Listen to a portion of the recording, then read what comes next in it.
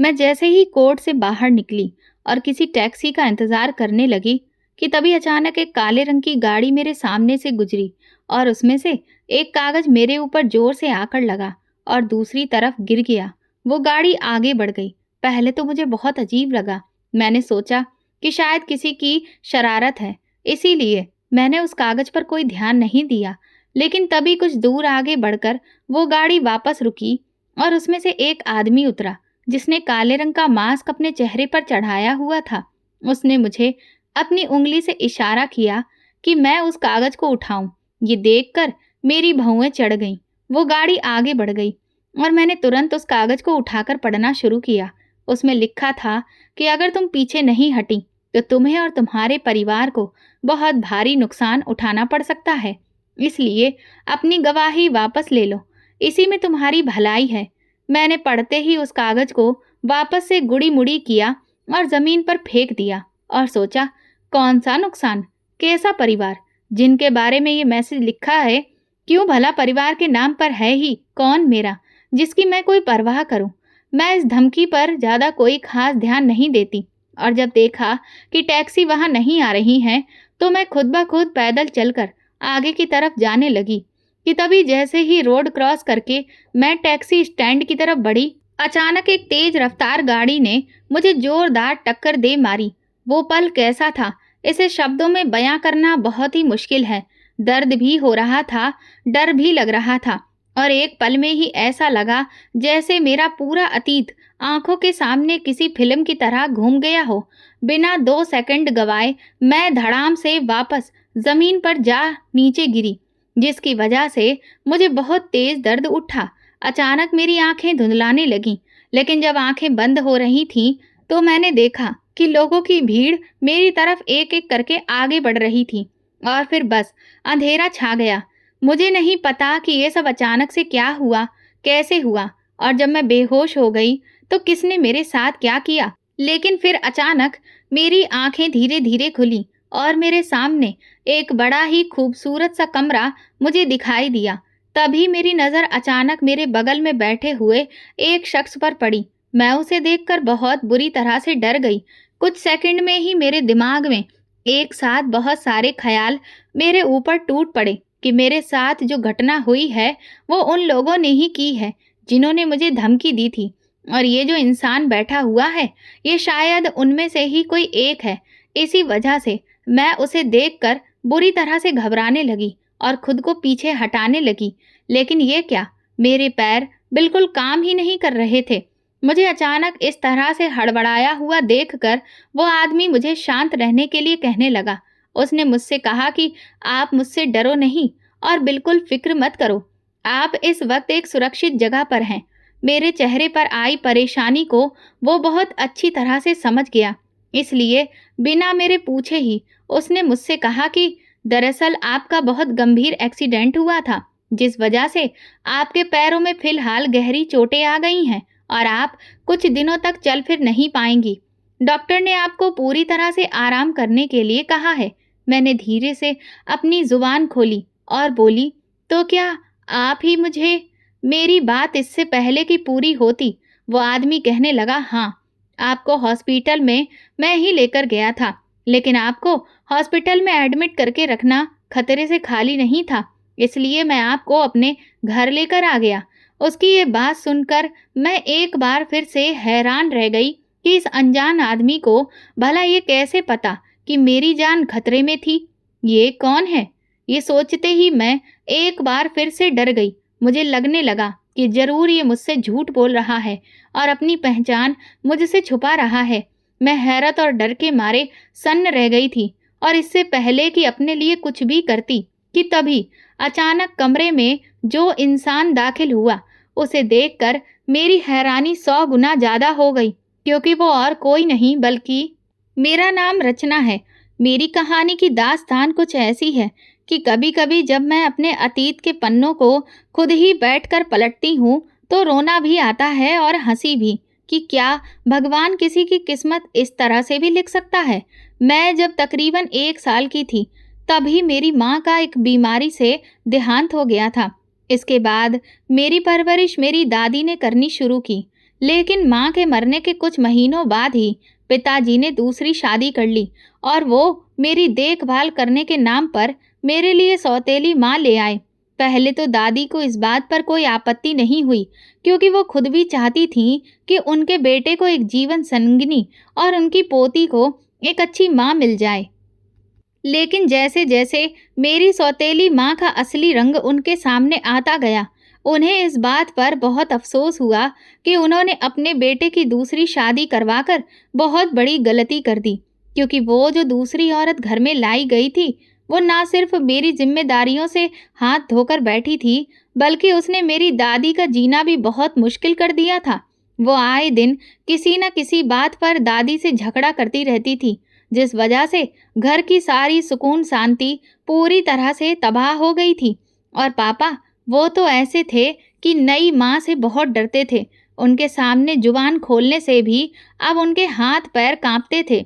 जबकि दादी उन्हें बहुत खरी खोटी सुनाती थी कि तू तो इस औरत का गुलाम ही बन गया है। मेरी पहली बहू जो इतनी सीधी सादी और गुणवान थी, तूने कभी उसकी एक बात भी नहीं मानी और ना उसकी कदर की। और ये जो दूसरी औरत एक नंबर की चुड़ैल है, जो दिन भर कुत्ते की तरह भौंकती रहती है, मुंह चलाती रहती है और पूरे घर के माहौल में इतना जहर घोल कर रख दिया है, उसके आगे पीछे तू दुम हिलाता घूमता है। तेरी जुबान नहीं खुलती। वैसे तो तू बड़ा मर्द बना घूमता था, लेकिन अब इस नई औरत के आगे तेरी मर्दांगी कहाँ मर गई? इतनी सब कड़वी बातें सुनने के बावजूद भी पिताजी की कभी भी हिम्मत नहीं हुई जो वो नई माँ को एक बात भी समझा सकें।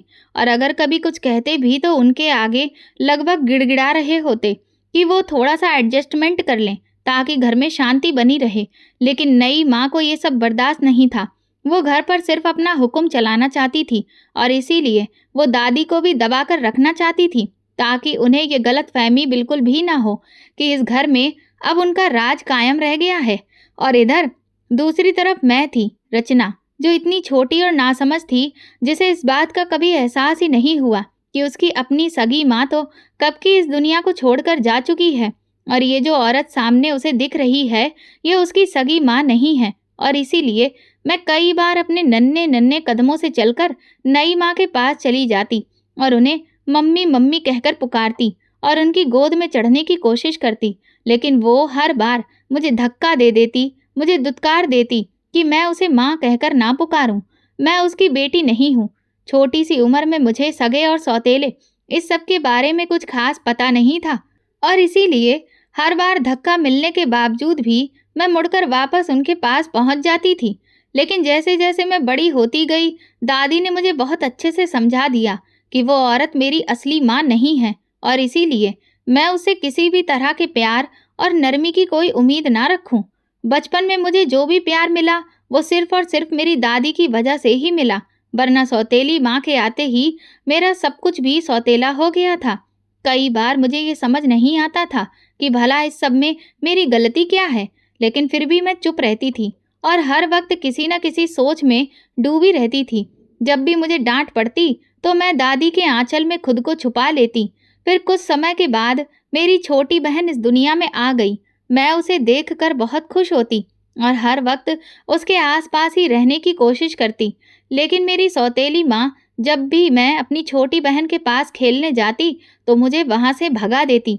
मेरी दादी जब इस बात के लिए उन पर चिल्लाती कि तुम ऐसा क्यों करती हो, तो वो चिढ़कर कहती कि मैं इस मनहूस लड़की का साया अपनी बेटी पर बिल्कुल भी नहीं पड़ने दूंगी। ये तो अभागिन है, पैदा होने के कुछ समय बाद ही अपनी माँ को खा गई।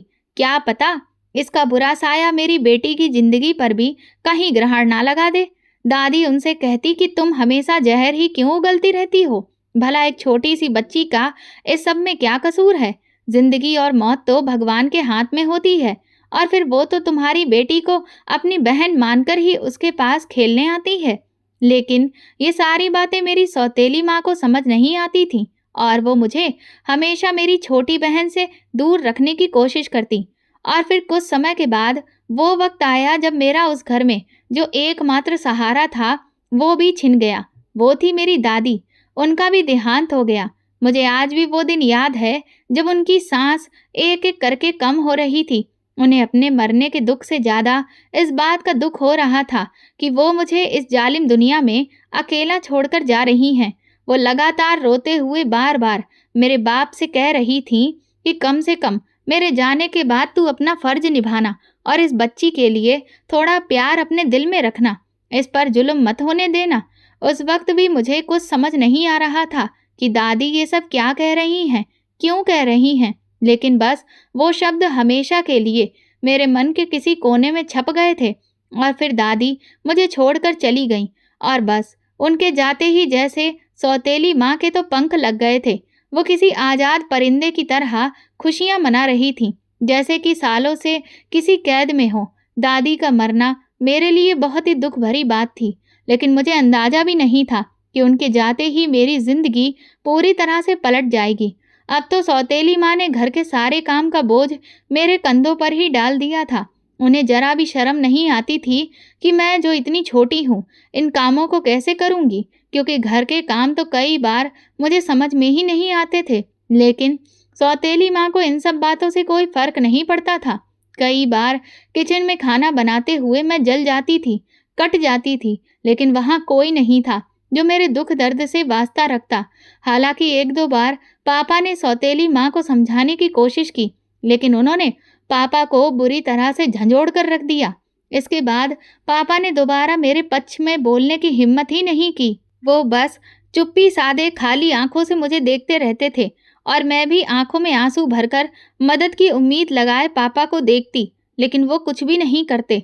इस सब के बीच मेरी छोटी बहन भी बड़ी हो रही थी। मैं कई बार सौतेली माँ से नज़र बचाकर उसके साथ खेलती थी, उसे प्यार करती थी और वो भी अक्सर मेरे पास आने के लिए मचलती रहती थी।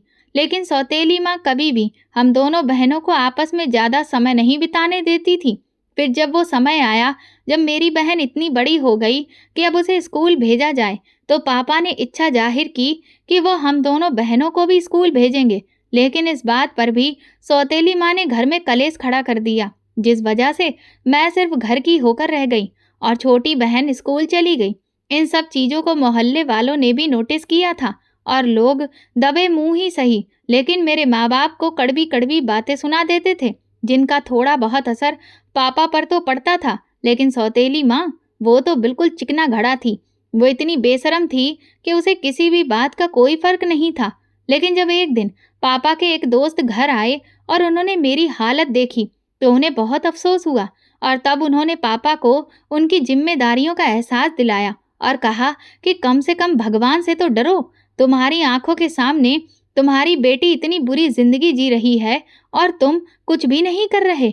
अरे कैसे बाप हो तुम, जो तुम्हारे होते हुए वो अनाथ की तरह जी रही है। शिक्षा का अधिकार तो हर किसी का होता है और तुम अपनी बेटी को वो भी नहीं दे सकते।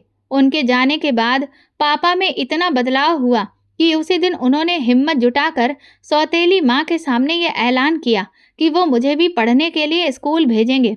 सच कहूँ तो वो दिन मेरे लिए बहुत खुशी वाला था। सौतेली माँ ने पापा को दोबारा से दबाने की कोशिश की, लेकिन जब उस दिन पहली बार उन्होंने पापा को गुस्से में देखा, तो अपनी जुबान बंद रखने में ही भलाई समझी और बस अगले दिन से ही मैं भी अपनी छोटी बहन का हाथ पकड़कर उसके साथ स्कूल जाने लगी। स्कूल जाना क्या था? ऐसा था कि जैसे मैं आज़ाद हो गई हूँ। सब कुछ किसी सुनहरे सपने के जैसे नया था। नई किताबें, नई ड्रेस और नए दोस्त भी। जब तक मैं घर के अंदर सिर्फ काम करती रहती थी, तब तक तो मेरी ज़िंदगी किसी नरक के जैसी थी। लेकिन जिस दिन से मुझे स्कूल जाने का मौका मिला, ऐसा लगा कि जैसे मैं एक नई रचना हूँ। मुझे अपने अंदर की काबिलियत के बारे में एहसास हुआ जब मेरी टीचर मेरी तारीफ करती, जब मैं अपना सारा होमवर्क समय पर निपटा देती, जब कभी स्कूल में कोई प्रतियोगिता होती और मैं उसमें नंबर 1 आती, तो सब लोग मेरे लिए ताली बजाते। मुझे प्राइज़ मिलता तो मेरी आंखों में आंसू आ जाते कि इस दुनिया में कोई तो है जो मेरी कदर समझता है। लेकिन जैसे ही मैं घर की दहलीज लांघकर अंदर जाती, मेरी दुनिया पूरी तरह से पलट जाती। मैं सिर्फ एक बेकार, मनहूस और बदतमीज लड़की ही बन जाती, जिसकी कुछ भी नहीं आता था। सौतेली माँ की इन सब बातों ने मेरे दिमाग पर इतना बुरा असर डाला था कि मुझे सच में यही लगने लगा था कि मैं एक बेकार लड़की हूँ, जिसमें कोई भी हुनर नहीं है, लेकिन भला हो पापा के दोस्त का, जिन्होंने मुझे मेरी पहचान दिला दी थी। लेकिन स्कूल जाने का मतलब ये नहीं था कि घर की जिम्मेदारियों से मेरा पीछा छूट गया था। सौतेली माँ ने मुझे धमकी दी कि अगर मैं आगे भी स्कूल जाती रहना चाहती हूँ, तो मुझे घर का सारा काम चुपचाप करना होगा। अब मैं हरगिज भी स्कूल जाना नहीं छोड़ सकती थी और इसीलिए मैं चुपचाप उनके बताए हुए सारे काम करती रही। धीरे धीरे समय बीतता गया और हम दोनों बहनें बड़ी होती गईं।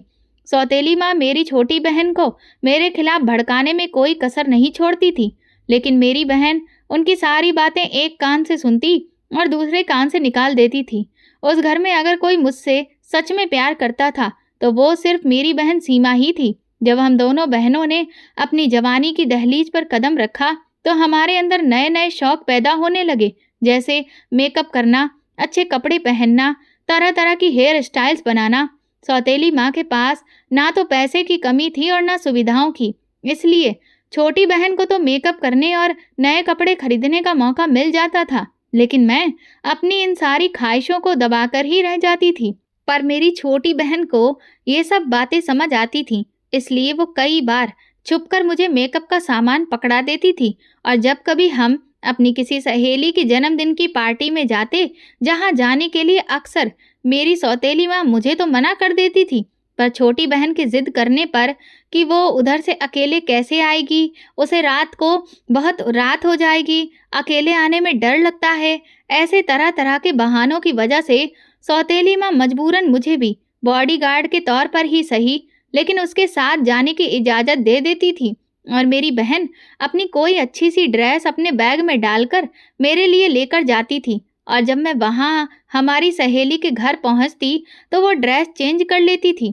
इतनी छोटी छोटी खुशियाँ भी मुझे बहुत बड़ी लगती थीं, जो सिर्फ मेरी बहन की वजह से ही मुझे नसीब हो पाती थीं। इसी बीच मुझे इस बात का एहसास हुआ कि मुझे सिलाई करने का शौक भी है, लेकिन मुझे सिलाई तो आती ही नहीं थी। लेकिन मेरे पड़ोस में सरिता आंटी रहती थीं। वो अपने घर में ही टेलर की दुकान चलाती थीं। इसीलिए एक दिन मैंने उनसे अपनी इच्छा जाहिर की, पर मैंने कहा कि मेरे पास पैसे नहीं हैं जो मैं उन्हें फीस दे सकूं।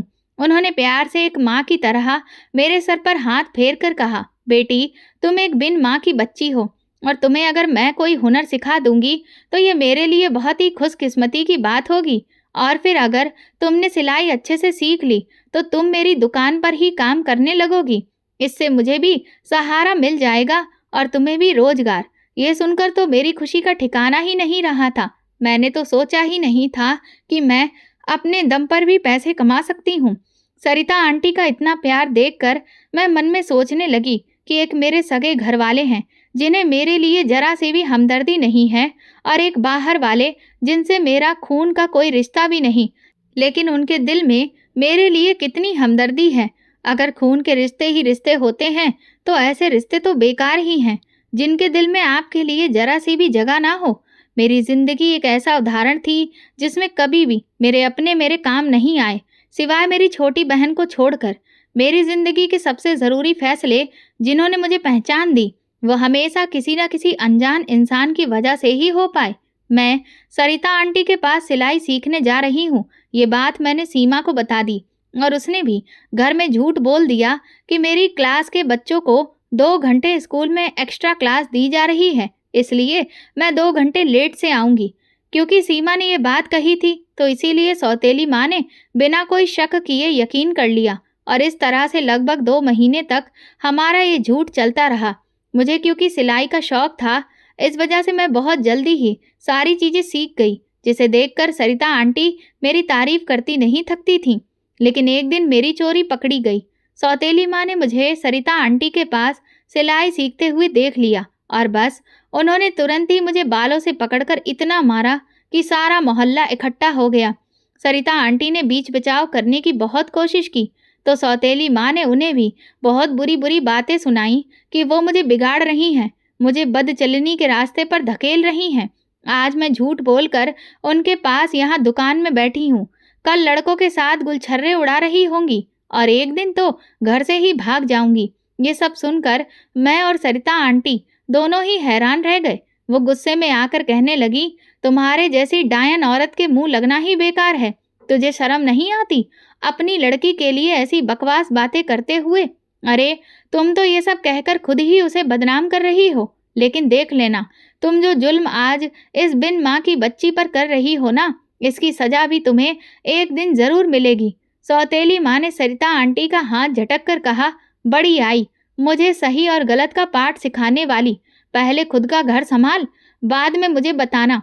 ये कहते हुए वो मुझे घसीट कर घर के अंदर ले गई और फिर उन्होंने फिर से मुझे पीटना शुरू कर दिया। जैसे तैसे सीमा ने मुझे उनसे बचाया और जब सौतेली माँ को ये पता चला कि सीमा को भी पहले से ही ये बात पता थी कि मैं सरिता आंटी के पास सिलाई सीखने जाती थी, तब तो उनकी आंखों में आग के अंगारे ही जलने लगे। उन्होंने इस बात का इल्जाम भी मुझ पर ही डाल दिया कि मैं ही उनकी बेटी को बरगलाकर झूठ बोलना सिखा रही हूँ। शाम को जब पापा आए तो सौतेली माँ ने बढ़ा चढ़ाकर मेरे बारे में न जाने क्या क्या बातें की और पापा के कान भर दिए कि देखना, एक दिन मैं उनकी इज्जत मिट्टी में मिला दूंगी और जरूर किसी न किसी लड़के के साथ मुंह काला करके भाग जाऊंगी। ये सुनते ही पापा का भी गुस्सा बहुत तेज बढ़ गया। मैंने उन्हें समझाने की बहुत कोशिश की, लेकिन क्योंकि वो पहले से ही मेरे खिलाफ भर दिए गए थे, इसलिए उन्हें अब मेरी हर बात झूठ ही लगने लगी थी। और फिर वो दिन मेरे लिए मेरी जिंदगी का सबसे काला दिन बन गया। पापा ने फैसला किया कि अब मैं आज के बाद कभी भी स्कूल नहीं जाऊंगी। मैंने उन्हें बहुत समझाने की कोशिश की कि मैं आगे पढ़ना चाहती हूँ और मैं वहाँ सिर्फ सिलाई सीखने गई थी और कुछ भी नहीं। लेकिन पापा ने सौतेली माँ की बातों पर ही विश्वास किया कि मैं सिलाई के नाम पर वहाँ तरह तरह के लड़कों से मिल रही थी और उनके साथ होटल में जाकर भी बैठती थी। इस सब के बाद मैं बस घर के अंदर ही बंद होकर रह गई। सौतेली माँ यही तो चाहती थी, क्योंकि मेरे स्कूल चले जाने के बाद सारे घर का काम उसके ही कंधों पर पड़ता था और वो गली मोहल्ले में जाकर अपनी पंचायत नहीं कर पाती थी। लेकिन अब वो आराम से खूब घूमती फिरती थी और मैं घर में काम करती थी। सीमा ने भी जब मेरा साथ देने के लिए स्कूल छोड़ देने की बात कही तो पापा ने उसे बहुत डांटा और मैंने भी उसे समझाया कि मेरी वजह से तुम अपना भविष्य खराब ना करो। मेरी जिंदगी तो जो है सो है, लेकिन कम से कम तुम तो पढ़ लिख कर कुछ बन जाओ। मेरे कहने पर उसने वापस से स्कूल जाना शुरू कर दिया। इस बीच मैंने एक दो बार पापा को समझाने की कोशिश की कि कम से कम वो मुझे अब नहीं तो 12वीं क्लास तो पूरी कर लेने दें, लेकिन पापा की तो आंखों पर जैसे सौतेली माँ के हाथों बांधी गई पट्टी बंधी थी। उन्हें तो ना कुछ दिखाई देता था और न सुनाई। इस सब की वजह से धीरे धीरे मुझे उन दोनों से नफरत सी होने लगी थी। मेरा दिल करता था कि मैं सच में इस घर को छोड़कर कहीं भाग जाऊं, लेकिन भला मैं कहाँ जाती, क्योंकि बाहर की दुनिया भी हजारों लाखों भेड़ियों से भरी पड़ी थी। वहां भी कोई ऐसा नहीं था जो मेरे दुख को समझता, मेरा साथ देता। इसलिए चुपचाप मैंने जहर का घूंट पीकर घर में ही अपनी दुनिया देख ली।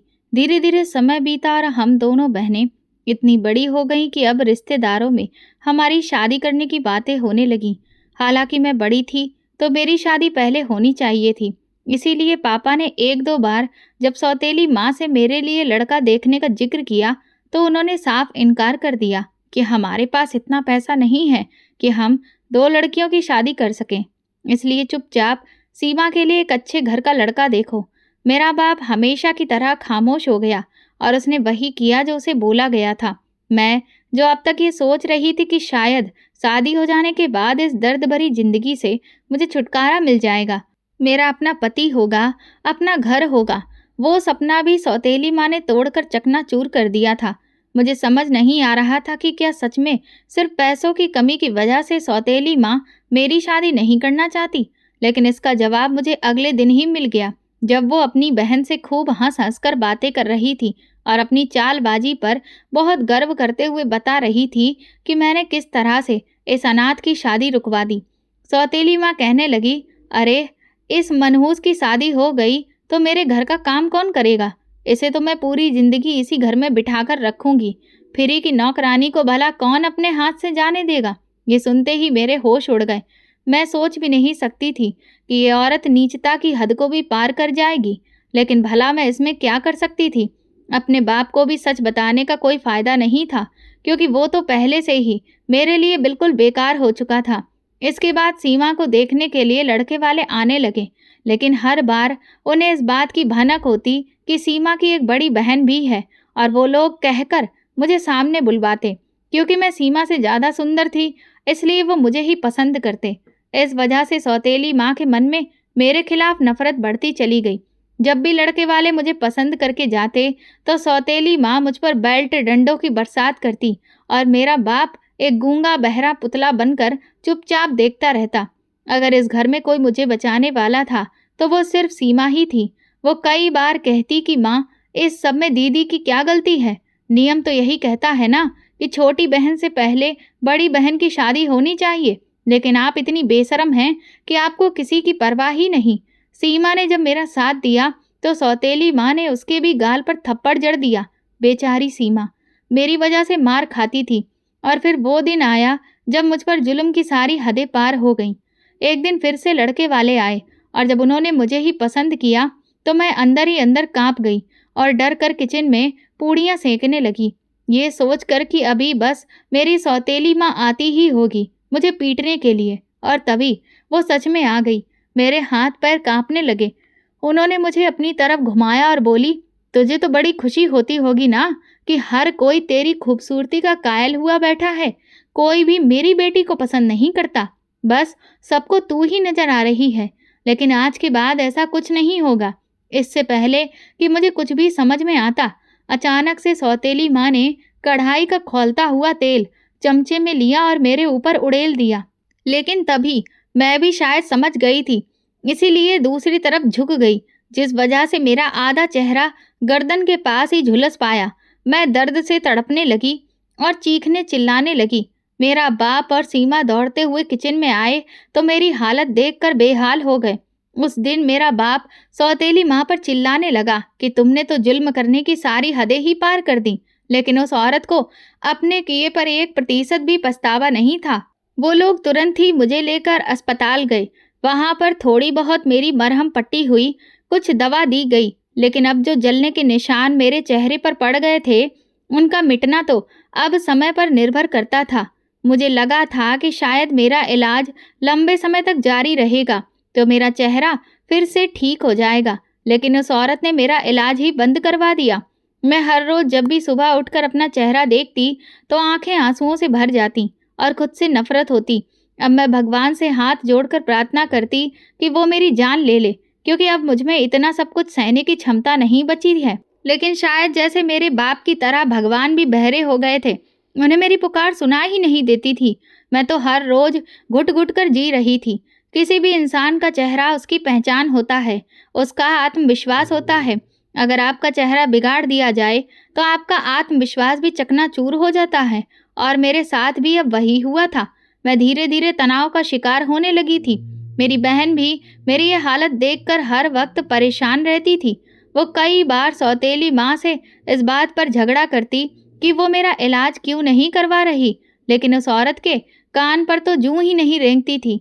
मेरे बाप ने भी 1-2 बार उस औरत को समझाने की कोशिश की, लेकिन वो कोशिश भी बेकार चली गई। एक दिन मेरी सहेली को जब मेरी हालत के बारे में पता चला, तो वो भी मुझसे मिलने के लिए आई, लेकिन मेरी सौतेली माँ ने उसे मुझसे मिलने ही नहीं दिया और घर से भगा दिया।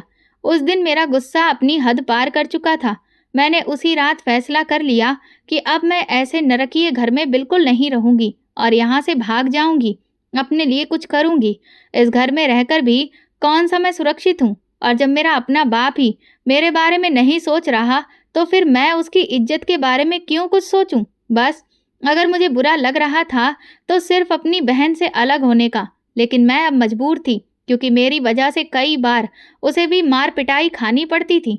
मैं उसी रात अपने कुछ कपड़े एक बैग में डाले और आधी रात को जब सब लोग सो गए, तो मैं चुपचाप घर से निकलने ही लगी थी कि तभी अचानक मुझे किसी के कदमों की आवाज़ सुनाई दी। डर के मारे मेरा गला सूखने लगा था और मैं जैसे ही पलट कर देखी, तो मेरे होश उड़ गए, क्योंकि मेरी बहन सीमा ठीक मेरे पीछे खड़ी थी। वो भी हैरान थी कि मैं क्या करने जा रही हूँ। लेकिन जैसे ही उसने मेरी आंखों में झांक कर देखा, वो बिना कुछ कहे ही समझ गई और मेरे गले लगकर कहने लगी, दीदी, आप बिल्कुल सही कर रही हैं। इस घर को छोड़कर आप चली जाइए। अगर आप इस घर में रहेंगी, तो मेरी माँ आपको जीने नहीं देगी। उसने मेरे चेहरे को हाथ लगाते हुए कहा, देखिए, मेरी चुड़ैल माँ ने आपका क्या हाल कर दिया है, और वो इतनी जालिम है कि आपका इलाज भी नहीं करवाने दे रही। देख लेना, एक दिन मेरी माँ को उसके किए की सजा भगवान जरूर देगा। मैंने सीमा को गले लगाकर कहा कि मैं यहाँ से जाना तो नहीं चाहती, लेकिन क्या करूँ, मैं मजबूर हूँ। सीमा ने कहा, मुझे आपसे अलग होने का दुख तो बहुत होगा, लेकिन इस घर में आप पर जो जुल्म हो रहा है वो भी मुझसे देखा नहीं जा रहा। बेहतर यही है कि आप यहाँ से चली जाएं। फिर वो कहने लगी कि 1 मिनट, और फिर वो अपने कमरे में गई। और अचानक थोड़ी देर बाद जब लौटी तो उसने मेरे हाथ में एक पोटली रखी। मैं हैरानी से उस पोटली को देखने लगी कि इसमें भला क्या है, और जैसे ही उसे खोला तो उसमें कुछ सोने के गहने थे। मैं इनकार कर रही थी कि मैं ये लेकर नहीं जा सकती। सीमा कहने लगी कि नहीं दीदी, ये गहने बुरे वक्त में आपके काम आएंगे। कम से कम इनकी मदद से आप कुछ समय तक तो बाहर आराम से रह सकेंगी और अपना इलाज भी करवा सकेंगी। इसीलिए आप ये लेकर चली जाइए। मैंने कहा, अगर मैं ये लेकर गई तो तुम्हारी माँ मुझ पर और भी बुरे बुरे इल्जाम लगाएगी। सीमा ने कहा, तो इसमें कौन सी नई बात है? अब तक आपने कुछ नहीं किया, तब भी उन्होंने आप पर कितने गंदे गंदे इल्जाम लगाए। तो आज अपनी ज़रूरत के लिए ये करने से पीछे मत हटिए और इन्हें अपने साथ लेकर जाइए। उसकी बात मुझे ठीक लगी और फिर मैंने उन गहनों को रख लिया। सीमा को आखिरी बार गले लगाकर और उसे कहकर कि वो हमेशा अपना ख्याल रखे, मैं उस घर से चली गई। रात के घने अंधेरे में एक अकेली जवान लड़की, जिसका कोई सहारा नहीं है, जो अंदर से पूरी तरह से टूटी हुई है। सोचिए, वो खुद को कितना कमज़ोर महसूस करती होगी। उस वक्त मेरी भी यही हालत थी। मैंने दुपट्टे से अपने चेहरे को बहुत अच्छे से ढक लिया और एक बस में बैठ गई। काफ़ी सारे लोग ऐसे थे जो मुझे घूर-घूर कर देख रहे थे, लेकिन फिर भी मैंने अपने आप को उनके सामने बिल्कुल भी कमज़ोर नहीं दिखाया। कुछ घंटे के बाद बस जब पूरी तरह से भर गई तो वो अपने रास्ते पर निकल पड़ी। किस रास्ते पर, ये तो मुझे भी नहीं पता था। जब सुबह हुई तो मैं एक अनजान जगह पर उतर गई। सबसे पहले मैंने वहाँ एक खाना खाया और एक कमरा किराए पर लिया, और उसी दिन मैं काम की तलाश में निकल गई।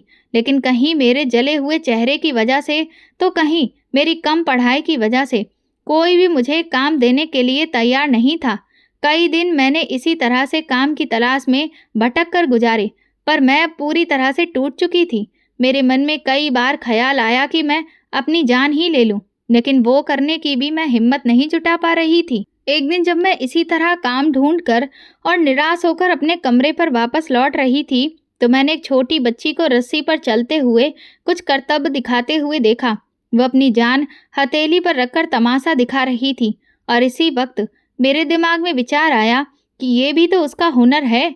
मेरी सौतेली माँ ने मुझसे मेरी शिक्षा छीन ली है, लेकिन वो मेरा हुनर मुझसे नहीं छीन पाई। अगले ही दिन मैंने एक और गहना बेचा और उससे एक सिलाई मशीन खरीदी।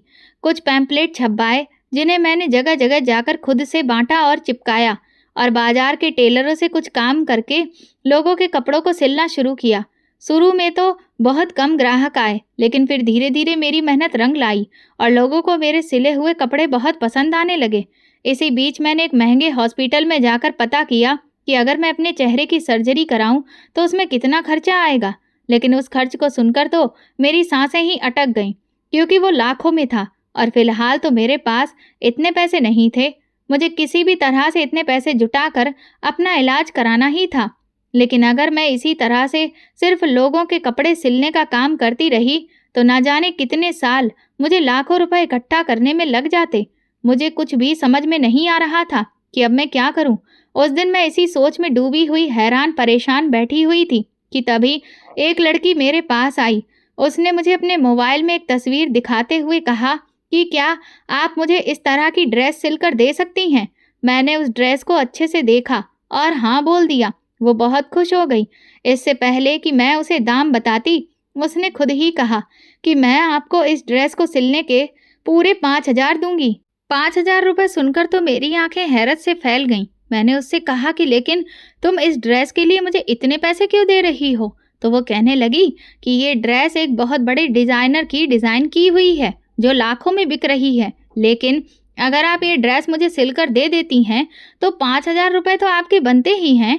वो बेचारी बहुत भोली थी और इसीलिए उसने खुद से ही मुझे अच्छे पैसे दिए। मैंने भी उसकी ड्रेस बहुत खूबसूरत तैयार करके दी, जिसे देखकर वो बहुत खुश हो गई। और फिर तो उसकी कई सहेलियों ने भी मुझसे अलग-अलग तरह की डिज़ाइन के कपड़े सिलवाए। अब तो मेरे पास इसी तरह के डिज़ाइनर कपड़ों की डिमांड्स आने लगी, जिनके लिए मुझे भारी कीमत दी जाती। ये सब देखकर मेरे दिमाग में विचार आया कि अगर इसी तरह से मैं मोबाइल पर महंगे कपड़ों को सस्ते दामों पर सिलकर लोगों को उपलब्ध कराऊं, तो कुछ ही समय में मेरे पास अच्छा पैसा इकट्ठा हो जाएगा। और बस उसी दिन मैंने अपना खुद का बुटीक खोलने का फैसला कर लिया। धीरे धीरे मेरा काम चल निकला। मैं दिन रात एक से एक डिजाइन के कपड़े बनाकर तैयार करती, जिन्हें लड़कियां हाथों हाथ महंगे दामों पर खरीद लेती। इस पैसे की वजह से मैंने एक बहुत अच्छा बुटीक खोला और एक फ्लैट किराए पर ले लिया। इस बीच मेरा एक दो बार मन किया कि मैं अपनी बहन सीमा से मिलकर आऊं, लेकिन मैं चाहती थी कि जब मैं अपना चेहरा ठीक करा लूं, उसके बाद ही अपनी बहन से मिलने जाऊं। बस यही सोचकर हमेशा अपने कदम रोक लेती, क्योंकि अब भगवान की कृपा से मेरी बहुत अच्छी कमाई होने लगी थी। इसलिए मैंने फैसला किया था कि मैं हर महीने किसी न किसी अनाथालय में जाकर बच्चों को कपड़े, खिलौने, बैग, जूते जो भी मुझसे बन पड़ेगा वो उन्हें दूंगी। और फिर मैंने ये सिलसिला बांध लिया। मैं किसी न किसी अनाथालय में हर महीने जाकर बच्चों को ये सारी चीजें देती और उनके चेहरे की खुशी देखने लायक होती। अनाथ बच्चों का दुख क्या होता है, ये मुझसे बेहतर भला कौन समझ सकता था। मुझे कभी भी ये सब चीज किसी ने नहीं दी थी और इसीलिए उन बच्चों की खुशी में ही मैं अब अपनी खुशी ढूंढती थी। इसी सिलसिले में एक दिन मैं एक अनाथालय में ढेर सारे कपड़े और कुछ स्कूल के बैग, बोतल और टिफिन लेकर गई। उस दिन वहाँ के बच्चों का जन्मदिन मनाया जा रहा था, तो वो दिन उनके लिए बहुत खास बन गया। उन बच्चों के जिद करने की वजह से मैं शाम तक उनके साथ ही रही और हमने ढेर सारे तरह तरह के गेम्स खेले। लेकिन इस सब में मुझे रात हो गई। इतनी रात को सफ़र करना मुझे थोड़ा रिस्की लगा। इस वजह से मैंने वहीं के पास के होटल में रात भर के लिए कमरा ले लिया और मैं वहीं पर रुक गई। मैं काफ़ी देर बिस्तर पर लेटी रही, लेकिन न जाने क्यों मुझे नींद ही नहीं आ रही थी। इसलिए मैं खिड़की के पास बैठकर खूबसूरत चांद को देखने लगी। आज बादल बिल्कुल साफ थे और आसमान पर तारे भी खूब टिमटिमा रहे थे। रात के तकरीबन 3 बज रहे थे कि तभी अचानक मैंने एक टूटता हुआ तारा देखा। ये नज़ारा मेरे मन को बहुत भाया। मैं तुरंत मोबाइल निकाला और वीडियो बनाना शुरू कर दिया। मैं अभी वीडियो बना ही रही थी कि तभी अचानक मेरी नज़र सामने जिस नज़ारे पर पड़ी, मेरे होश उड़ गए। मैंने तुरंत मोबाइल वहीं खिड़की पर रखा और ध्यान से देखने लगी तो मेरे होश उड़ गए। मैंने देखा कि कम से कम 4-5 लोग अनाथालय के पीछे वाले हिस्से से कुछ बच्चों को उठा उठाकर एक गाड़ी में डाल रहे थे। वे आदमी गुंडों जैसे लग रहे थे। और तभी अचानक वहां एक महंगी गाड़ी आई, जिसमें से एक आदमी निकला जो बड़ा ही महंगा सूट पहने हुए था और अपने सर पर एक बड़ी सी हैट लगा रखी थी। लेकिन क्योंकि उसने अपने चेहरे पर एक मास्क लगाया हुआ था, जिस वजह से उसकी सिर्फ आंखें ही दिख रही थीं। देखने में ऐसा लग रहा था कि वो आदमी उन लोगों का बॉस है। उसने उन्हें कुछ ऑर्डर दिए और फिर जाकर वापस अपनी गाड़ी में बैठ गया। मुझे एक पल भी ये समझने में देर नहीं लगी कि ये लोग अनाथ बच्चों की किडनैपिंग कर रहे हैं। मैं तुरंत ही दौड़कर नीचे रिसेप्शन एरिया पर पहुंची तो वहां पर मैनेजर सो रहा था। मैंने उसे उठाया और हड़बड़ाहट में सब कुछ बताया, लेकिन क्योंकि वो भी गहरी नींद में सोया था, इसलिए उसे पहली बार में मेरी कोई बात समझ में नहीं आई। मैंने उसे दोबारा से कहा और मदद मांगी कि वो जल्द से जल्द पुलिस को फ़ोन करें, नहीं तो वो बच्चे बेचारे न जाने किस मुसीबत में पड़ जाएंगे। पर वो मैनेजर मुझे समझाने लगा कि मैडम, आप क्यों खुद मुसीबत मोल ले रही हैं और हमें भी मुसीबत में डाल रही हैं। ये सब तो अनाथालय वालों का मामला है, वो खुद ही देखें कि वहाँ पर क्या हो रहा है। उसकी बात सुनते ही मुझे बहुत तेज गुस्सा आया। मैंने कहा कि अगर तुमने अभी के अभी पुलिस को नहीं बुलाया तो ठीक है, मैं खुद पुलिस को बुलाऊंगी, लेकिन फिर मैं तुम्हारे खिलाफ भी कंप्लेंट करूंगी कि तुमने सब कुछ जानने के बावजूद भी कुछ नहीं किया और तुम भी उन लोगों से मिले हुए हो। ये बात सुनते ही वो घबरा गया और उसने तुरंत ही पुलिस को फ़ोन कर दिया। भगवान की रहमत ये रही कि कुछ ही देर में पुलिस वहां आ गई, जिसके बारे में शायद उन गुंडों को जरा सा भी अंदाजा नहीं था और इसीलिए वक्त रहते पुलिस ने उन सभी आदमियों को पकड़ लिया और अनाथालय के बच्चों को बचा लिया, लेकिन वो गाड़ी वाला आदमी उनके हाथ से बच निकला। मैंने और होटल के कुछ लोगों ने चश्मदीद गवाह के तौर पर अपने बयान दर्ज करवा दिए। सुबह मैं वापस लौट आई, लेकिन इस हादसे ने मेरे अंदर एक अजीब सी उलझन पैदा कर दी। इस दुनिया में कितने नीच और लालची लोग रहते हैं, जो बेचारे मासूम अनाथ बच्चों को भी अपने लालच की भेंट चढ़ा देते हैं। मैं आए दिन इस केस से जुड़ी खबर अखबार में पढ़ती रहती थी, जिससे मुझे पता चला कि उस अनाथालय के कुछ लोग इस गैंग के साथ मिले हुए थे, जो बच्चों की सप्लाई करते थे और इसके बदले में मोटी रकम वसूलते थे। इन अनाथ बच्चों को अलग अलग जगहों पर बेच दिया जाता था।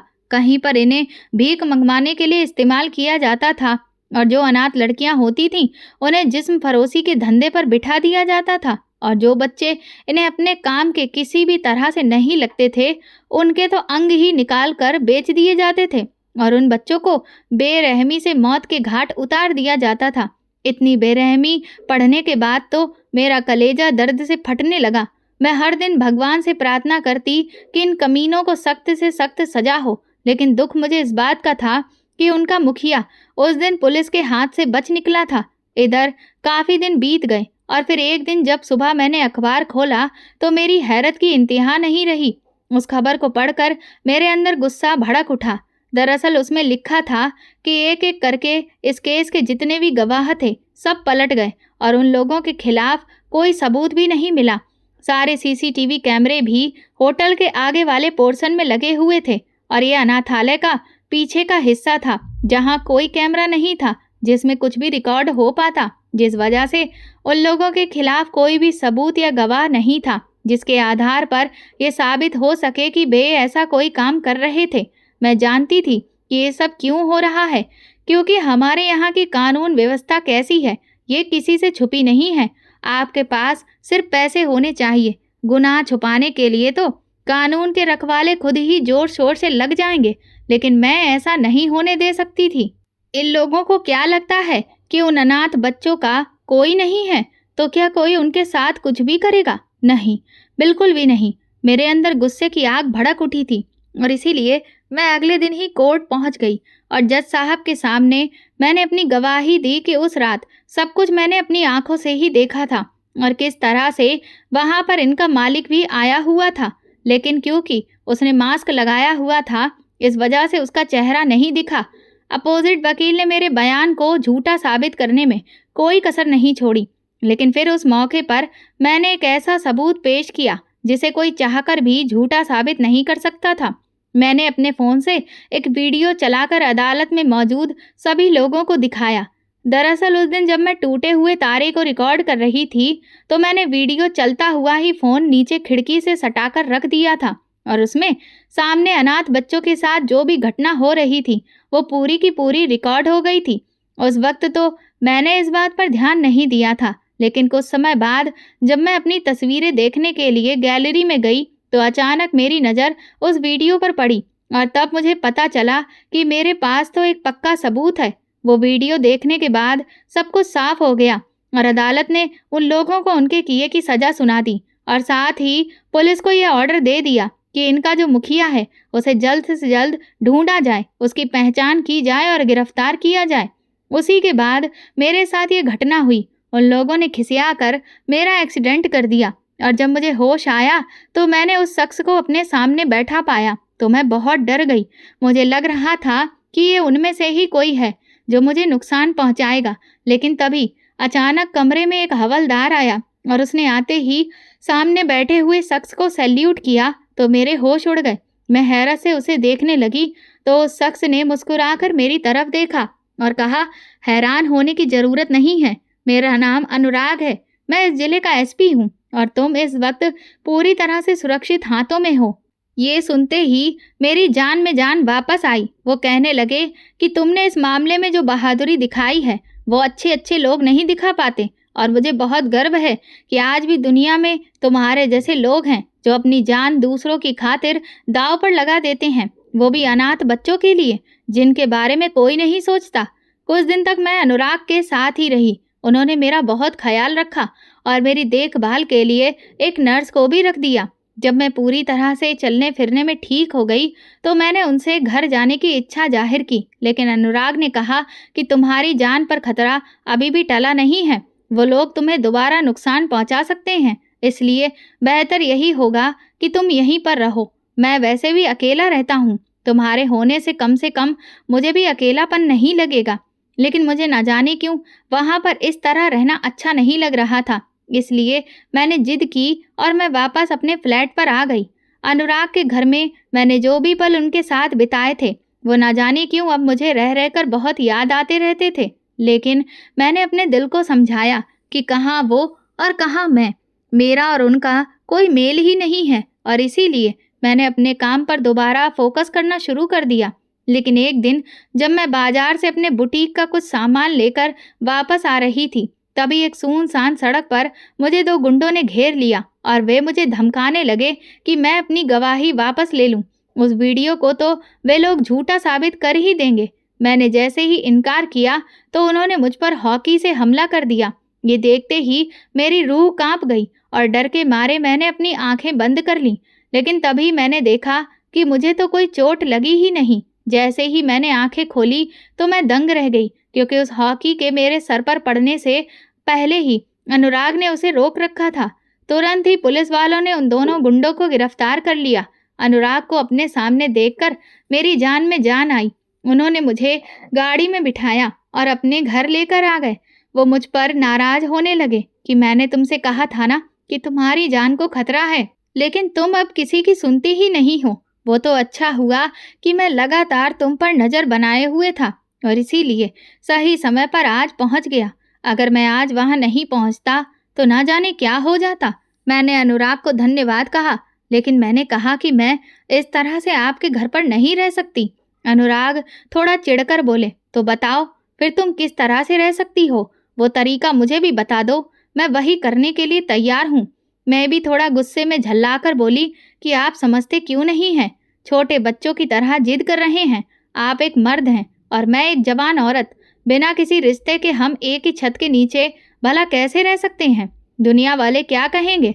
आप तो एक अच्छे पद पर काम करने वाले इज्जतदार इंसान हैं। लोग आपके बारे में कैसी कैसी बातें करेंगे अगर उन्हें पता चला कि आप एक अकेली लड़की के साथ इस तरह रह रहे हैं। अनुराग मुस्कुराकर मेरी तरफ देखने लगे, बोले, बस इतनी सी बात? तो फिर ठीक है, हम कल ही शादी कर लेते हैं। ये सुनते ही मेरे पैरों तले से जमीन निकल गई। मैंने कहा कि आप ये क्या कह रहे हैं? अनुराग कहने लगे, देखो रचना, घुमा फिराकर बात करने की मेरी आदत नहीं है। मैं एक अनाथ हूँ। मेरा इस दुनिया में कोई भी नहीं है। मैंने अपनी अभी तक की जिंदगी अकेले ही काटी है। लेकिन जब तुम कुछ दिनों के लिए मेरे साथ रही, तब मुझे एहसास हुआ कि परिवार होना या किसी अपने का साथ होना कितना अच्छा लगता है। और फिर मुझे तुम बहुत पसंद हो, इसलिए मैं तुम्हें अपनी जीवन संगिनी बनाना चाहता हूँ। बोलो, क्या तुम मेरा हाथ थामोगी? मैं तो अनुराग को पहले ही दिल में चाहती थी, इसीलिए मैंने भी तुरंत हाँ कर दी और बस अगले ही दिन हमारी शादी हो गई, जिसमें बस कुछ चंद लोग ही शामिल हुए। लेकिन उस दिन मुझे बहुत दुख हो रहा था कि मैं अपनी जिंदगी की इतनी बड़ी खुशी के दिन पर अपने परिवार में से किसी को भी नहीं बुला सकती थी। वैसे तो मैं चाहती थी कि मेरे पापा आएं और सीमा भी, लेकिन मुझे बहुत अच्छे से पता था कि मेरी सौतेली माँ उनमें से किसी को भी नहीं आने देगी, तो बिना बात क्यों अपनी जुबान खर्च करना। अनुराग से शादी के बाद मैं वो खुशहाल जिंदगी जीने लगी थी जिसकी कल्पना मैं अब तक सिर्फ सपनों में ही करती आई थी। एक हफ्ते बाद ही अनुराग ने शहर के सबसे अच्छे हॉस्पिटल में अपॉइंटमेंट लेकर मेरे चेहरे की सर्जरी फाइनल कर दी। मैंने उनसे कहा भी कि अपनी सर्जरी का सारा खर्च मैं अपने दम पर उठाना चाहती हूँ, तो अनुराग ने कहा कि फिलहाल मैं सारे पैसे दे दूंगा और तुम धीरे धीरे मुझे पैसे चुका देना। बस अभी सबसे ज्यादा जरूरी ये है कि तुम्हारा चेहरा जल्द से जल्द ठीक हो जाए, ताकि तुम पूरी तरह से आत्मविश्वास से भरी हुई मेरी रचना बन सको।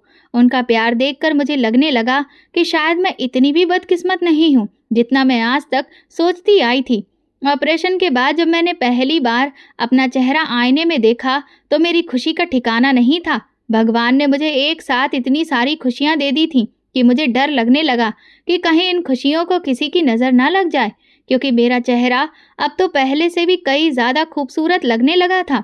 मैं सच में बहुत खुश थी और बार बार खुशी के मारे अनुराग को थैंक यू बोल रही थी। कुछ ही दिनों में मैं पूरी तरह से ठीक हो गई और फिर मैंने अपने बुटीक के काम को दुगनी मेहनत के साथ संभालना शुरू कर दिया।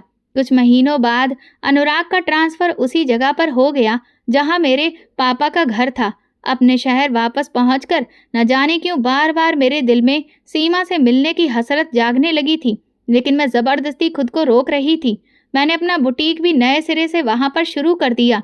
एक दिन जब मैं शाम को बुटीक से घर वापस जा रही थी, तो अचानक मैं किसी से टकराई और कुछ तस्वीरें ज़मीन पर गिर गईं। जैसे ही उनमें से एक तस्वीर पर मेरी नज़र पड़ी, तो मैं हैरान रह गई, क्योंकि वो तो मेरी सीमा की तस्वीर थी। सर उठाकर देखा तो सामने मेरे पापा थे। वो भी मुझे देखकर बहुत खुश हुए और अचानक पहली बार उन्होंने मुझे अपने गले से लगा लिया। कहने लगे, रचना बेटा तुम कैसी हो और कहाँ चली गई थी तुम? पापा के मुंह से बेटा शब्द सुनकर मैं तो दंगी रह गई। न जाने क्यों, लेकिन मैंने उनसे अपने आप को अलग किया और खुद को सहज करते हुए मैंने कहा कि आपको सीमा ने तो बता ही दिया होगा ना? तो वो कहने लगे, हाँ, सीमा ने कहा था कि तुम अपनी मर्जी से सुकून की जिंदगी जीने गई हो, इसीलिए हमने भी तुम्हें ढूंढने की कोशिश नहीं की। तभी पापा की नज़र मेरी मांग के सिंदूर और गले के मंगलसूत्र पर गई, तो वो कहने लगे कि तुमने शादी कर ली है? मैंने कहा, हाँ पापा। मुझे जब कोई अपना मिला तो मैंने उसका हाथ थाम लिया। तभी मैंने तस्वीर को देखा जिसमें साफ पता चल रहा था कि सीमा की भी शादी हो गई है। मैंने पापा से कहा कि सीमा की शादी कब हुई? पापा कहने लगे कि उसकी शादी को भी तकरीबन 7-8 महीने हो चुके हैं। वो तो चाहती थी कि अपनी बड़ी बहन को शादी में बुलाए, लेकिन तुम्हारा तो कोई ना आता पता था, ना फ़ोन नंबर। इसलिए बेचारी शादी के समय भी हर वक्त उदास रही और बस तुम्हें याद करती रही। पापा माने ही नहीं और ज़बरदस्ती मुझे घर लेकर गए, जबकि मैं उस चुड़ैल औरत से बिल्कुल भी नहीं मिलना चाहती थी। मुझे पता था कि वो मुझसे ज़रूर कोई ना कोई ऐसी बात कहेगी जिससे मेरा दिमाग खराब हो जाएगा, और आखिरकार वही हुआ। जैसे ही उस औरत ने मुझे देखा, बड़बड़ाना शुरू कर दिया और फिर उसने मुझे ये जताना शुरू किया कि सीमा की शादी उसने इतने अमीर खानदान में की है जिसके बारे में मैं सपने में भी नहीं सोच सकती थी। वो ज़बरदस्ती मेरे पति का कंपैरिजन सीमा के पति से कर रही थी। मुझे समझ नहीं आ रहा था कि हम दोनों बहनों में तो इतना प्यार है और हमें कोई भी जलन की भावना नहीं है, लेकिन फिर भी ये औरत हमारे बीच में इस तरह की भावना न जाने क्यों डालने की कोशिश कर रही है। मेरी सौतेली माँ बड़े ही गर्व के साथ बोली, मेरी सीमा नौकर चाकरों के बीच में घूमती है और बहुत बड़े बंगले में रहती है। जानती हो, उस लड़के ने खुद ही मेरी सीमा को पसंद किया था और घुटनों के बल बैठकर सीमा का रिश्ता हमसे मांगा। गाड़ियों की तो लाइन लगी हुई है उसके घर पर। मैंने अपनी सौतेली माँ से कहा कि मुझे बहुत खुशी है कि मेरी बहन को वो सब कुछ मिला जिसके वो काबिल थी, और मैं चाहूँगी कि उसकी ज़िंदगी हमेशा खुशियों से भरी रहे। मेरी बात सुनकर सौतेली माँ मुंह चिढ़ाकर बोली, ओहो, बड़ी भली बन रही हो। ये कहो कि मन ही मन जलन हो रही होगी। मैंने पलटकर जवाब दिया, जिसकी जैसी सोच होगी वो सिर्फ उतना ही सोच सकता है। मैं तुरंत ही पापा से बोली, अब मैं चलती हूँ। वैसे भी बहुत ज़्यादा देर बैठ ली। पापा भी झेंप गए और वो मुझे बाहर तक छोड़ने आए। कहने लगे, बेटा जब भी समय मिले तो मिलने आती रहना। मैंने पापा से कहा कि किससे मिलने आऊँ? इस घर में भला है ही कौन मेरा? मेरी बात सुनकर पापा शर्मिंदा हो गए। फिर मैंने उनसे सीमा की शादी की एक तस्वीर चुपचाप ले ली, ताकि अपनी बहन को कम से कम मैं देख तो सकूं। इसी तरह से धीरे धीरे समय बीतता रहा और एक दिन मुझे एक और खुशखबरी मिली कि मैं पेट से हूँ। अनुराग ने जैसे ही ये खबर सुनी तो उसकी खुशी का ठिकाना नहीं रहा। उस दिन मेरा दिल चाह रहा था कि मैं ये खबर अपनी बहन सीमा को बताऊं, इसीलिए बार बार मेरी आंखों में आंसू आ रहे थे कि काश मेरे पास उसका कोई कांटेक्ट नंबर होता तो मैं उसे बताती कि वो मौसी बनने वाली है। ये खबर सुनकर वो भी खुशी से झूम उठती। अनुराग ने जब मुझे उदास देखा तो वो पूछने लगा कि क्या बात है। मैंने उसे बताया तो वो कहने लगा कि इसमें कौन सी बड़ी बात है, चलो हम अभी तुम्हारे पापा के घर चलते हैं, उन्हें भी मिठाई खिला देंगे और तुम्हारी बहन का नंबर भी ले लेंगे। मैं खुशी खुशी अनुराग के साथ चली गई। आज मेरे मन में सौतेली माँ के कड़वे व्यवहार का कोई ख्याल नहीं आया, क्योंकि आज मैं बहुत खुश थी। लेकिन जैसे ही हम घर पहुंचे तो वहां ताला पड़ा हुआ था। पड़ोस में पूछा तो पता चला कि सौतेली माँ और पापा दोनों लोग पुलिस स्टेशन गए हुए हैं। ये सुनकर मैं हैरान रह गई। इससे पहले कि हम लोग वहां से निकलते, सभी सामने से सौतेली माँ रोती पीटती हुई आ रही थी और पापा भी बहुत परेशान थे। मैंने पापा को बताया कि ये मेरे पति हैं, तो वो बहुत खुश हो गए। लेकिन फिर अचानक ही उनके चेहरे पर परेशानी छा गई। सौतेली माँ तो बस सिर्फ चिल्ला रही थी, चीख रही थी। मैंने पापा से पूछा कि क्या हुआ है, तो वो कहने लगे कि सीमा का कुछ पता नहीं चल रहा है। सीमा के पति ने हमारी पिछले 4 महीने से उससे कोई बात नहीं करवाई और ना ही मिलने दिया। हम जब भी उसके घर जाते हैं तो वो हमें धक्के मारकर निकाल देता है। हमें पूरा यकीन है कि उसने सीमा के साथ जरूर कुछ कर दिया है। मैंने कहा, लेकिन आपको ऐसा क्यों लग रहा है? तभी बीच में सौतेली माँ रोते रोते कहने लगी, सीमा का एक दिन रात को फोन आया था। वो बहुत रो रही थी और कह रही थी कि माँ, मुझे बचा लो, ये लोग सही नहीं हैं। मुझे अपने पति का एक बहुत बड़ा राज पता चल गया है, इसलिए वो मुझे जिंदा नहीं छोड़ेगा। और तभी अचानक से फोन कट गया। हमने दोबारा उसे कई बार कॉल करने की कोशिश की, लेकिन कुछ भी हमारी बात नहीं हो सकी।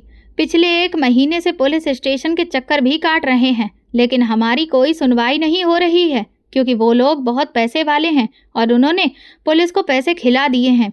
ये सुनते ही मेरे तो होश उड़ गए। मैं बुरी तरह से घबरा गई कि कहीं मेरी बहन को कुछ हो तो नहीं गया। अनुराग ने तुरंत मेरा हाथ पकड़ा और मुझे शांत करा के सोफे पर बिठाया। उसने कहा कि तुम बिल्कुल चिंता मत करो, तुम्हारी बहन को मैं कुछ भी नहीं होने दूंगा। अनुराग का इतना कहना था कि तभी मेरी सौतेली माँ तड़प कर बोली, तुम क्या कर लोगे? तुम कौन से बहुत बड़े कहीं के नवाब हो जो मेरी बेटी को बचा लोगे? अरे, तुम जानते भी हो कि मेरी बेटी कितने बड़े खानदान में ब्याही है। वो लोग बहुत अमीर हैं। तुम्हारी तो उनके आगे 2 कौड़ी की औकात नहीं है। सौतेली माँ के मुंह से निकला हुआ जहर सुनकर मुझे बहुत तेज गुस्सा आया। मैं तुरंत चिल्लाकर बोली, जानती भी हैं आप कि इस वक्त आप किससे बात कर रही हैं? ये कोई मामूली इंसान नहीं, इस जिले के एसपी हैं। ये बात सुनते ही सौतेली माँ के तो होश ही उड़ गए और मुंह खुला का खुला रह गया और अचानक से उनकी टोन चेंज हो गई। वो गिरगिट की तरह रंग बदलते हुए कहने लगी, बेटा, फिर तो तुम ही मेरी बच्ची को बचा सकते हो। मुझे उस वक्त उस औरत पर गुस्सा तो बहुत तेज आ रहा था, लेकिन बस सिर्फ अपनी बहन को बचाने की खातिर मैंने अपना गुस्सा पी लिया और अनुराग से कहा कि वो जल्द से जल्द मेरी बहन को बचा ले। अनुराग तुरंत ही वहां से निकल गए। मेरी आंखों से आंसू बहने लगे। न जाने मेरी सीमा किस हाल में होगी। तभी मैंने सीमा की वो शादी की तस्वीर अपने बैग से निकाली और उसे देखकर रोने लगी कि अचानक मेरी नज़र सीमा के पति पर पड़ी और मुझे कुछ अजीब सा महसूस होने लगा। मैंने पापा से कहा कि क्या आपके पास एक ब्लैक कलर का स्केच होगा? पापा तुरंत स्केच लेकर आए तो मैंने सीमा के पति के पूरे चेहरे पर उसे ब्लैक स्केच से एक नकाब जैसा बना दिया। सिर्फ आंखें ही छोड़ दी और जैसे ही वो नकाब मैंने पूरा किया, मेरे होश उड़ गए थे। मैंने तुरंत ही अनुराग को फ़ोन किया और कहा कि सीमा का पति और कोई नहीं, अनाथालय के बच्चों की खरीद फरोख्त करने वाले गैंग का मुखिया है। इसका मतलब सीमा जिस राज की बात कर रही थी वो यही है। ये सुनते ही अनुराग भी हैरान रह गया। मैंने तुरंत सीमा के शादी के एल्बम से उसके पति की तस्वीर खींचकर अनुराग को भेज दी। अनुराग ने कहा कि मैं तुम्हारे लिए गाड़ी भेज रहा हूँ, तुम लोग उसमें बैठकर तुरंत सीमा के बंगले पर पहुँचो और मैं भी वहीं पहुँचता हूँ। कुछ ही देर में मैं, पापा और सौतेली माँ सीमा के बंगले पर थे। अनुराग जैसे ही वहां पुलिस फोर्स लेकर पहुंचे तो उन लोगों ने हमें पहले तो रोकने की कोशिश की, लेकिन इतनी सारी फोर्स आने की वजह से वो ज़्यादा देर हमें रोक नहीं पाए और कुछ ही देर में हम अंदर घुस गए। सीमा के पति को अनुराग ने गिरफ्तार करवा दिया। वो धमकी देने लगा कि हम में से कोई भी उसका कुछ नहीं बिगाड़ सकता। लेकिन तभी अनुराग ने उसके मुंह पर तमाचा मारते हुए कहा कि तेरी सच्चाई हमें पता चल चुकी है, तू उस गैंग का मुखिया है ना। ये सुनते ही उस आदमी के होश उड़ गए कि उसकी सच्चाई हम सबको कैसे पता चली, जबकि सीमा तो अभी भी उसके कब्जे में है। कुछ ही देर में हमने सीमा को एक तहखाने से बरामद कर लिया, लेकिन उसकी हालत बहुत बुरी हो चुकी थी। वो पागलों की तरह चिल्ला रही थी, रो रही थी। ये सब देखकर सौतेली माँ के आंसू रुकने का नाम नहीं ले रहे थे। सबको गिरफ्तार करके पुलिस अपने साथ ले जा चुकी थी और इधर सीमा को लेकर अनुराग एक अच्छे मेंटल डॉक्टर के पास पहुंचे। उन्होंने सीमा को वहीं पर एडमिट कर लिया और कहा कि उसके ठीक होने के चांस तो हैं, लेकिन हमें काफ़ी महीनों तक इंतज़ार करना पड़ेगा और अच्छी देखभाल भी करनी पड़ेगी। सीमा के ठीक होने की पूरी जिम्मेदारी अनुराग ने और मैंने अपने कंधों पर ले ली। हम लोग लगातार हॉस्पिटल पहुंचकर उसका ख्याल रखते, दिन रात उसे अपनी जिंदगी में वापस लाने की कोशिश करवाते रहते। ये सब देखकर एक दिन अचानक मेरी सौतेली माँ मेरे पैरों में गिरकर माफी मांगने लगी कि मैंने तुम पर बहुत जुल्म किया, कभी भी तुम्हें बेटी जैसा प्यार नहीं दिया, लेकिन तुमने मेरी बेटी को अपनी बहन जैसा ही माना और उसके लिए कितना कुछ किया। अगर आज तुम और तुम्हारा पति नहीं होते तो मैं अपनी बेटी को हमेशा के लिए खो देती। तभी पापा सौतेली माँ से कहने लगे, ये सब तुम्हारे बुरे कर्मों का फल ही है जो आज तुम्हारी बेटी ऐसी सजा भुगत रही है। तुमने दूसरे की बेटी को कभी इंसान नहीं समझा और देखो आज तुम्हारी खुद की बेटी को भी इंसान नहीं समझा गया और उसकी हालत जानवरों से भी बदतर कर दी गई। ये सुनते ही सौतेली माँ और जोर जोर से रोने लगी और कहने लगी कि तुम सच कह रहे हो जी, सच में भगवान ने मुझे मेरे कर्मों की सजा दी है, लेकिन मेरे पापों की सजा मेरी बेटी भी भुगत रही है। सच कहा है किसी ने, माँ बाप के कर्मों की सजा बच्चों को भी भुगतनी पड़ती है और आज मैं वही देख रही हूँ। मैंने सौतेली माँ से कहा कि अगर आपको सच में अपनी गलती का एहसास है तो आज मैं आपको माफ़ कर देती हूँ, लेकिन आपको एक वादा करना होगा कि आज के बाद आप दोबारा कभी किसी के साथ ऐसा नहीं करेंगी जैसा आपने मेरे साथ किया। कुछ महीनों बाद सीमा पूरी तरह से ठीक हो गई और हम उसे वापस घर ले आए। सीमा ने बताया कि उसका पति बहुत बुरा था और वो उससे पहले भी 2-3 शादियां कर चुका था। उसकी नज़र में जो भी लड़की चढ़ जाती वो उससे शादी कर लेता और बाद में मन भर जाने पर या तो खुद उस लड़की को मार डालता या ऐसे हालात में पहुंचा देता कि वो लड़की खुद ही मर जाती। वही हालत उसने मेरे साथ भी की जब मुझे उसका राज पता चल गया। सीमा लेकिन अब बहुत खुश थी। अब वो उस आदमी के चुंगल से छूट चुकी थी। समय बीता और फिर मैं एक प्यारे से बेटे की माँ बन गई। अब हमारी जिंदगी बहुत खुशहाल थी। सीमा ने फिलहाल कुछ सालों तक दूसरी शादी ना करने का फैसला किया और उसने आगे की पढ़ाई जारी रखने के लिए पीएचडी का फॉर्म भी भर दिया। और इधर मैं अनुराग और अपने बेटे के साथ एक बहुत अच्छी जिंदगी बिता रही हूँ। तो दोस्तों, आपको मेरी ये कहानी कैसी लगी प्लीज़ कमेंट करके ज़रूर बताइएगा। वीडियो को लाइक करिए, मुझे हाइप दीजिए और ज़्यादा से ज़्यादा शेयर करिए। अगर आप चैनल पर नए हैं तो सब्सक्राइब जरूर करें और नोटिफिकेशन बेल दबाएं ताकि अगली अपडेट सबसे पहले आपको मिले। धन्यवाद।